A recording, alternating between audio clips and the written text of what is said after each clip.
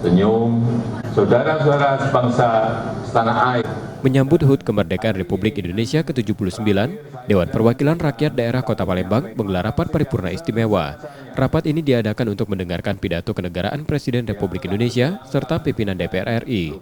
HUT kemerdekaan Republik Indonesia ke-79 diharapkan menjadi momentum untuk pembangunan yang lebih baik di Kota Palembang.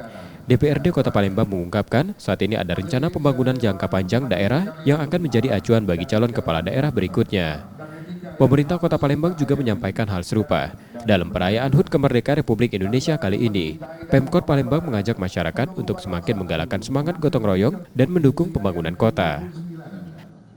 Dan juga kita sudah membuat RPJPD sebagai bahan acuan bagi wali kota selanjutnya yang nanti akan dipilih di 27 November ya.